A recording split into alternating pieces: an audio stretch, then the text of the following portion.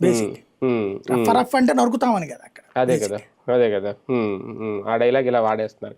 దీని మీద జగన్మోహన్ రెడ్డి గారి అభిమానులకు కానీ కార్యకర్తలు కానీ ఒక హెచ్చరిక ఏమైనా చేయాల్సిన అవసరం ఉందా, భవిష్యత్తులో ఎలాంటి రిపీట్ అవ్వకుండా? వాళ్ళు చెయ్యరు, వాళ్ళు చేసినా వీళ్ళు వినరు. అక్కడ కమ్యూనికేషన్ గ్యాప్ చాలా ఉంది పార్టీ అధినాయకత్వానికి కార్యకర్తకి.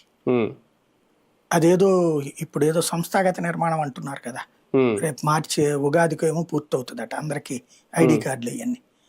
అప్పుడు ఏమన్నా చెప్పడానికి కుదురుద్దేమో కానీ ఇప్పుడైతే కుదరదు. ఎందుకంటే ఇదివరకు పవన్ కళ్యాణ్ అంటుండేవాడు చూడండి, నా అభిమాని వేరు నా కార్యకర్త వేరు. ఇప్పుడు పవన్ కళ్యాణ్ విషయంలో అట్లాంటి యాక్షన్ ఉంది. లైక్ అతను ఏది కిరణ్ రాయలు జనసేన అతను ఎప్పటికీ చెప్తాడు కానీ కిరణ్ రాయల్ని సస్పెండ్ చేసి ఎప్పుడు తీసుకున్నారు అతను వెనక్కి, లేకపోతే అట్లాగా అనేక మంది ఉన్నాయి అక్కడ. నిన్న కూడా పవన్ కళ్యాణ్ గారి మీటింగ్ లో ఎక్కువ కంప్లైంట్లు వస్తున్నాయి, మీరు ఇక్కడికి వచ్చిన వాళ్ళు బళ్ళు మీద వెళ్ళినప్పుడు, 2 వీలర్స్ మీద వెళ్ళినప్పుడు చాలా ఇదిగా ఉంటున్నారు, ప్రమాదాలు మీ వాళ్ళు ఎక్కువ అవుతున్నాయి అని చెప్పి కంప్లైంట్ ఉంది, కాస్త జాగ్రత్తగా ఉండండి అని చెప్పారు నిన్న ఆయన.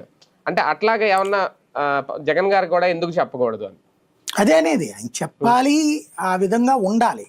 ఆయనకి అది అలవాటు లేకపోవడం అదో పెద్ద నష్టం ఖచ్చితంగా. పవన్ నిన్న పదవి బాధ్యత అనే ప్రోగ్రాం పెట్టి, పదవి అంటే అహంకారం కాదు బాధ్యత అని చెప్పి ఇక్కడ ఈయన ఎప్పుడు అని చెప్పారు. అది చంద్రబాబు గారు కూడా చెప్పలేదు అనుకోండి, అది గడిచిపోతుంటది అట్లాగా. రైట్. సో ఏది ఏమైనా ఒక అతి అభిమానం అది క్రూరత్వంగా మారిపోతుందా అంటే? జగన్మోహన్ రెడ్డి గారికి అభిమానులు చాలా మంది ఎక్కువే ఉంటారు, అభిమానం చాటుకోండి తప్పేం లేదు, కానీ ఈ తరహా ఫ్లెక్సీలు పెట్టడం, ఈ తరహాగా ఆ పుట్టేళ్ళు, ఆ రక్తాభిషేకాలు ఇవైతే మాత్రం జనాల్లో నెగిటివ్గా వెళ్తున్నాయేమో, ఒకసారి చూసుకుంటే మంచిది.